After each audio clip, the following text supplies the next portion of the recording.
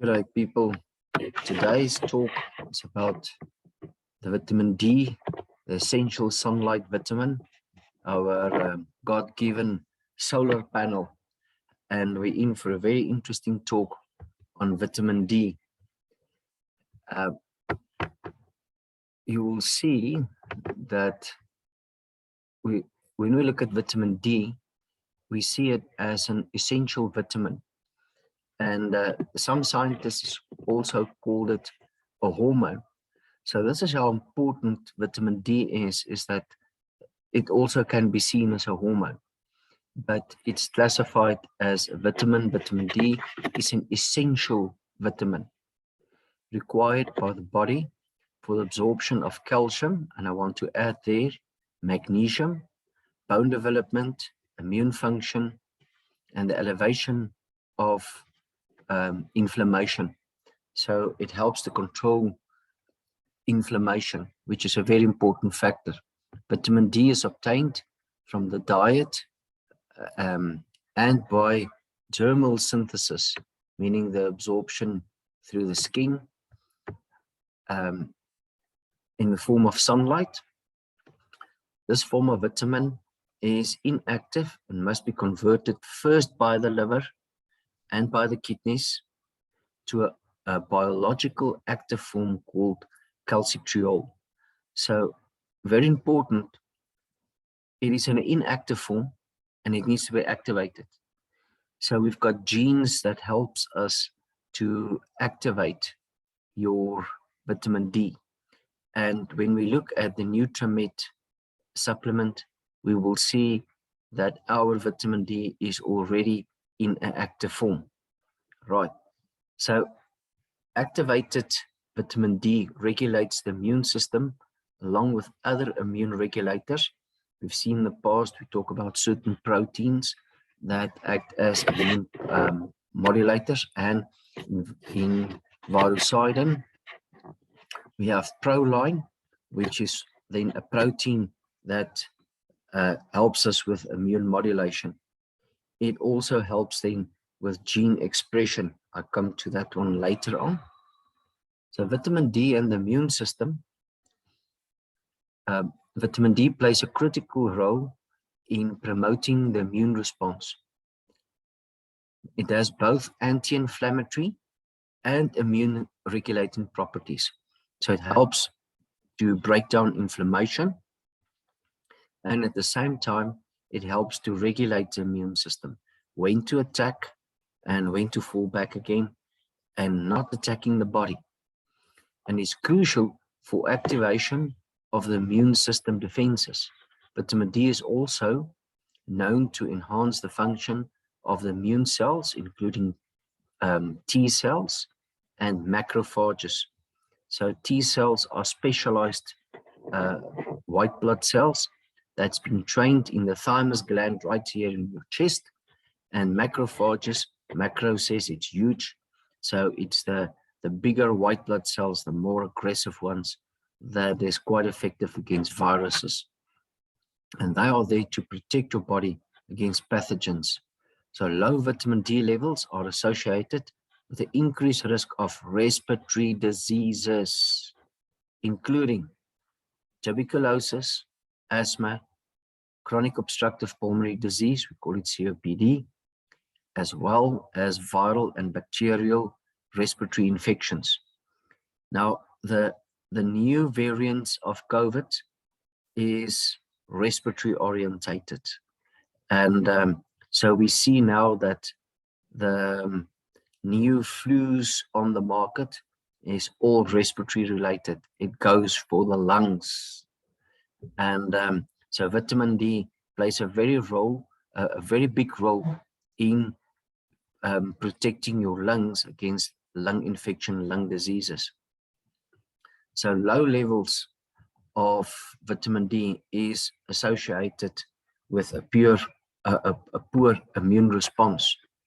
So if we look at vitamin D and the autoimmunity action, we can see now that as an immune regulator, it helps to bring intelligence into the immune system, because a misguided immune system will attack the body itself, which is known as an autoimmune disease.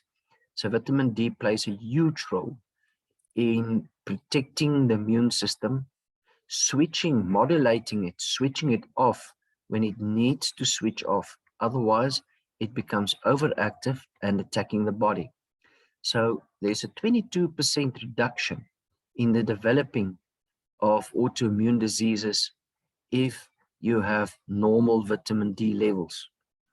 But when we lack in vitamin D, we see in this, in another study later on, I'll show you that there's a 45% decline in your immune system. So in a 10-year study that they've done on people older than 55 years, showed a significant effect after 3 years taking vitamin D. So people over the age of 55 need to take vitamin D on a regular basis. I would say that must form part of your must-be daily supplements for the rest of your life from the age 55 onwards. And the reason for that is in this study, they've shown then over a period of 10 years that only after 3 years, there's a significant gain in health by taking vitamin D. So from a selling point perspective, vitamin D is your essential vitamin that you can sell to people month after month, year after year, and take it as one of your chronic vitamin supplements, because the benefits of it is huge. And we're going to look at those benefits now. So vitamin D and genes. There's a lot of people that don't even know that there are certain genes that regulate vitamin D. So vitamin D is being regulated by VDR tag 1. Now, VDR stands for vitamin D receptor gene that has an important role in calcium homeostasis, the balance of your calcium, calcium absorption, and bone turnover. Now, bone turnover is very important. When you're young, you build bone at a certain tempo and you break down bone at a certain tempo. So you're actually producing much quicker than you break down. As we get older, over the age of 50, that role switches around. And we will see that the breakdown of bone now is faster than the building of bone. So vitamin D is a very essential vitamin in this whole process. That's why you will also see on our label, it says you can use vitamin D full dosage from the age of 4, the age of 4. That's why in bone turnover, we need to stimulate a quicker bone growth than the breakdown of bone. And as we get older, that we have to maintain that. And vitamin D helps us to maintain that. So in DNA testing, we can see if you have a VDR gene that's not responding well, then the receptors are not so accessible for vitamin D. And therefore, we need vitamin D in an activated form that can be connected to the receptors more effectively and being absorbed in your cells.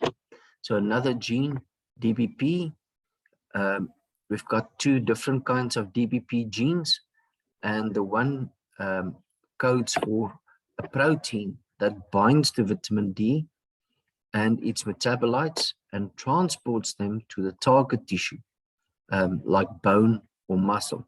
So where we need the vitamin D, we've got then a specific protein being the blueprint from the DBP gene that assists your vitamin D to come to the target tissue and bind to this receptor so that your body can absorb the vitamin D.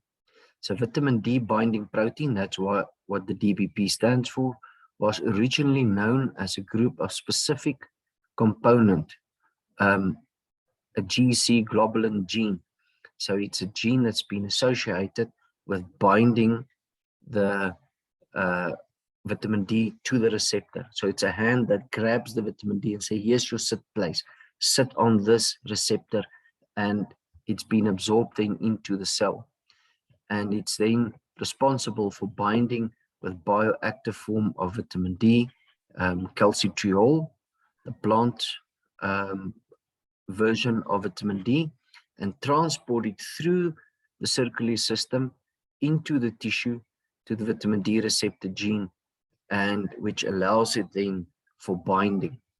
So people that lack in the effectiveness of these genes, poor genes, will sit with lower vitamin D levels in the blood. So if I take a blood sample, I'll find that your vitamin D levels are low.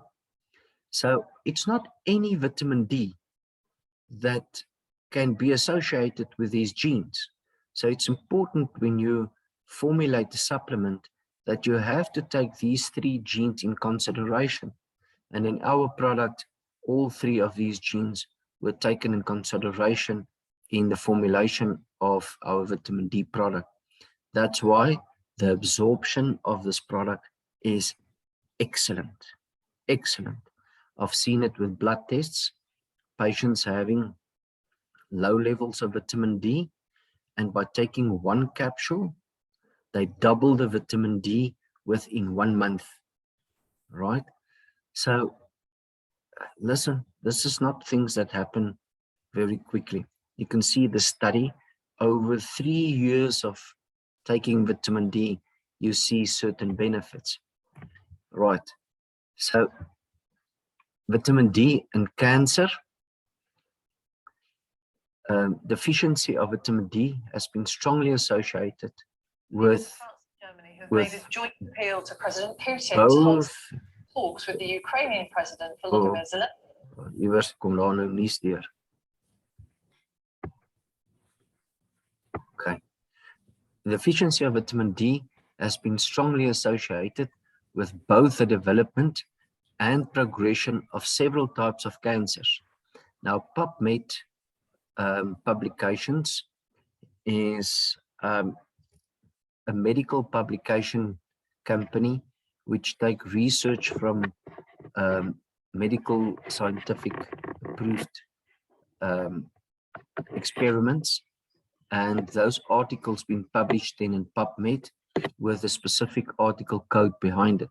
So you can just Google PubMed and then put in 186211414, and you get to that specific article that's been associated with this kind of research, vitamin D and cancer. The average level of vitamin D was about 24 nanogram per milliliter. People with levels below 24 nanogram per milliliter were nearly 3 times more likely to have stage 3 cancer than those with higher vitamin D levels. So it just shows you that they've tested people that got cancer, and with those people, they found that around 47% of them, and in this one study, and the one below shows that 42% of people with 4 major cancers have low vitamin D levels. So when you're diagnosed with cancer, they test your vitamin D level, and they found that 42% of the people that got cancer, diagnosed with cancer, right in there, got low vitamin D levels. We don't say that vitamin D is causative to cancer, absolutely not, but it definitely shows that it plays a major role in the development of cancer if it is in insufficient levels. The reason for that is the immune system needs to pick up cancer cells, and once there's a cancer growth, the immune system marks those cells mark those cells for killing. We send in the natural killer cells and they destroy the cancer cells. That's how we can get rid of cancer on a daily basis. But with low levels of vitamin D, we lose out on the intelligence of the immune system. And that's why cancer can grow in the background while there are low levels of vitamin D.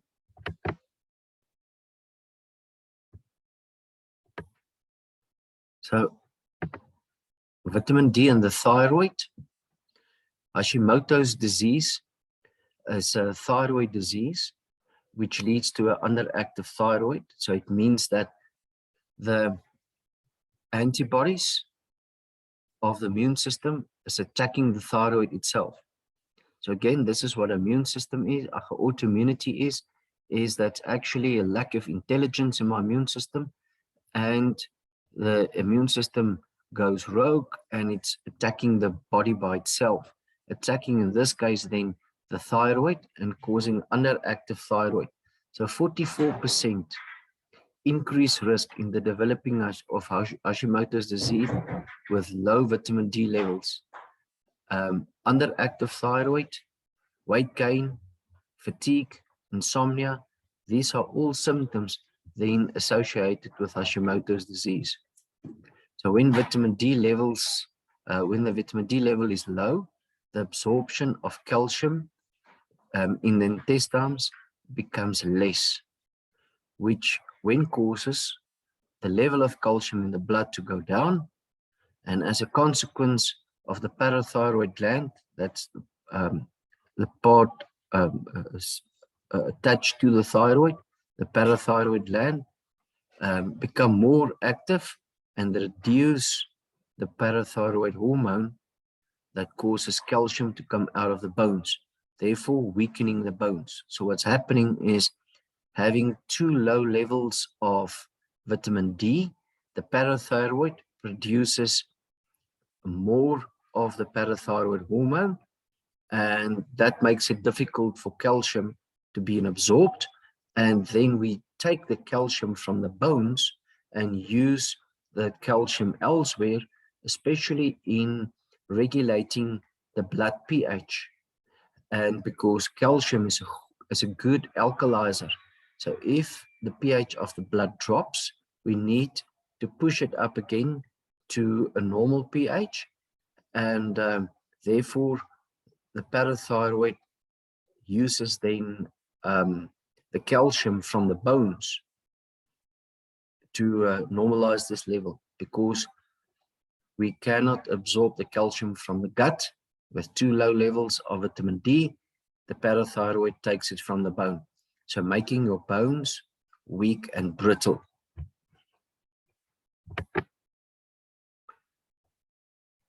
So there's also a significant risk between infertility and vitamin D deficiency.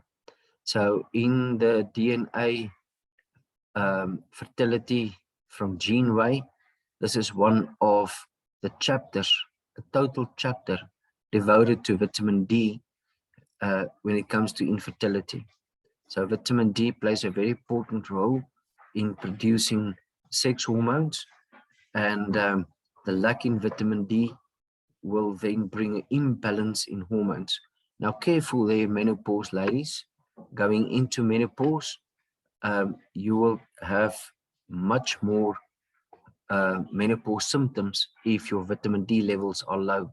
So pump that vitamin D to get out of that sweaty situation. So the vitamin D and bone density.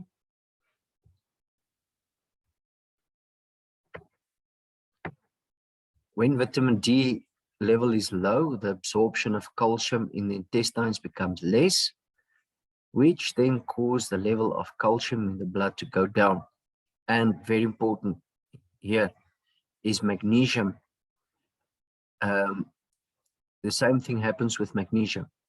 Vitamin D is also associated with the absorption of magnesium. In a later slide, I'll explain the role of magnesium, but calcium and magnesium, they go together in a relationship of one calcium molecule 3 magnesium molecules. So you cannot really build new bone without magnesium in the ratio of 1 to 3. 1 calcium, 3 magnesium. So we take this huge amount of calcium supplements, but you need 3 molecules of magnesium, 3 times more magnesium to utilize that calcium. And the one that absorbs it all is vitamin D. So as a consequence, the parathyroid gland become more active and produce more parathyroid hormone that causes calcium to come out of the bones if we don't absorb enough and we don't have enough vitamin D. Therefore, a decrease in bone density. Calcium metabolism to increase bone strength needs estrogen, calcium, magnesium, and vitamin D. So this is the recipe to build bone. So without estrogen, we have a problem. We're going into menopause, the drop in estrogen levels and the drop in vitamin D levels lead cause a decrease in bone density. So it's very important in menopause to have enough estrogen associated with good levels of vitamin D and magnesium. Vitamin D and migraines. Vitamin D deficiency may be more susceptible than other vitamins to inflammation and nerve pain that results in migraines. So vitamin D suppress inflammation. Nitric oxide, very important, as a toxic byproduct that influences the release of neurotransmitters and can influence pain. These are mechanisms that contribute to migraines. So there's a lot of studies being done on migraines itself, and they found, just like in cancer, that people that suffer from regular migraines do have low vitamin D levels. So is low vitamin D levels the only cause of migraines? No, but it definitely contributes. So by the looks of it, vitamin D is associated with a lot of problems if we are not in the right levels of vitamin D. So vitamin D in children, very important one here for all the grannies. The deficiency of vitamin D can develop at any early age. In response, the US health authorities mandate that infant formula is fortified with 40 to 100 international units per 100 calories, trusted source of vitamin D. So the US health authority said if you make any infant formula, you've got to have 40 to 100 international units per 100 calories in that formula. And that's quite a lot of vitamin D. So symptoms of a vitamin D deficient in children include irritability, lethargy, like the little guy there in the picture, bone pain or fractures, deformities of teeth, and development delays, slow growers. So Nutramed Vitamin D, from the age of 4 years old, we can give them 1 capsule, which is 5,000 international units. Smaller than, younger than 4 years old, I would open up the capsule and maybe just give half a capsule or third of a capsule into the formula if the formula doesn't have 40 to 100 international units per 100 calories in the formula itself. Vitamin D dosage and side effects. We tolerate vitamin D very well. So we can really go into higher dosages. And it's always good to measure your vitamin D level first. So with a vitamin D level measured in nanogram per milliliter, we will see a normal level must be above 20 to 25. I prefer a level of 50. So with the lab I'm using, we look at levels of above 75. Just get back to that.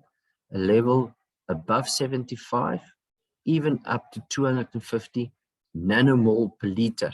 You will see that it is nanomole per liter versus nanogram per milliliter.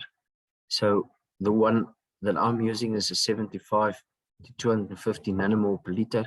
That equals around 50 nanogram per milliliter.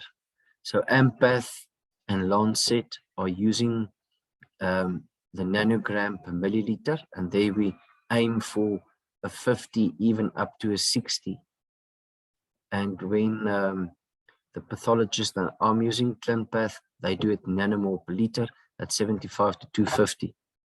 So I've seen in practice that anything below 75, I give 2 capsules of vitamin D, and it pushes it right up within 2 to 3 weeks to a level of 150 to 180, which is quite in the spectrum that I wanted, in this range. And that's still far off from 250. You see that how safe this product is. You can really push on it. And if people are down and out, sometimes I go even up as high as 3 capsules the first 2 weeks, and then reduce to 2 capsules. And you will really see a big change in their health quite quickly. So children from the age of 4 can take 1,000 international units up to 5,000 international units. So our capsule is a 5,000 international unit, and you can give it to 4-year-olds. So the adults, we're looking at 1 to 2 capsules per day, dependent on the blood test result. And they've got to stay on it, especially during the winter. The flu season is vitamin D season, because when it's cold, we don't come out in the sun. And if you come out in the sun, we are fully clothed. So how can sunshine then produce vitamin D through your skin? It's fairly impossible. And in Europe, it's quite a big problem, especially during the winter months. With us, it's not so cold here, but we're still wearing long clothes, so we don't see the sunlight for vitamin D. And therefore, vitamin D supplementation is absolutely must. And as you can see for yourself now, it's got to be used quite chronically, especially up till around October, November, when we can come into the sun again and enjoy the sun on our skins. So how effective is sunlight then? Now listen to this one. Sunlight can push your vitamin D levels up to 25, equal to 25,000 international units, while we're taking 1 capsule of 5,000 international units. So it's very important for us to note that the transport genes play a very important role here, because you can be in the sun, but with poor genes concerning vitamin D transport, or vitamin D binding receptor gene, VDR, it is a problem for us to activate our vitamin D into active form, while our vitamin D supplement is already in the active form. We don't need the liver and the kidneys, which in most cases with sick people are overworked, and we don't need them to activate your vitamin D. It's there, it's available, it can be transported, it connects to the receptor, and it works well immediately. So another question that I get in practice, I don't want to name the product. They've got 50,000 international units, and you take one capsule a week. I don't see the kind of results in patients. Even they take their one capsule of 50,000 international units and I test their blood sample, I'll find that the vitamin D level is still insufficient. And that happens with the activation of the vitamin D itself, number one, and then your transport genes. So if you have only a wheelbarrow and I tip 50,000 bricks in front of the building and say, all right, let's move it, and you've got only one wheelbarrow due to your genes, then you're going to struggle to move that 50,000 bricks.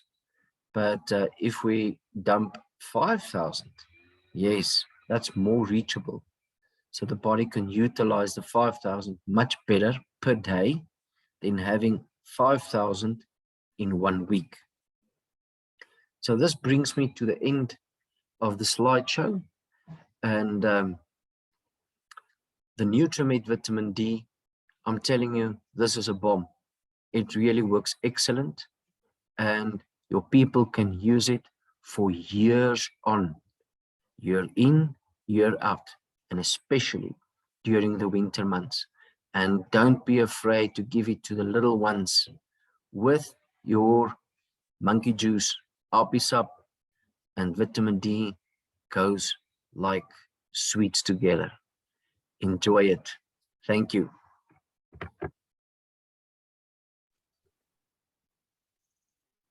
Dankie Stefan, dit was baie informatief en ek neem aan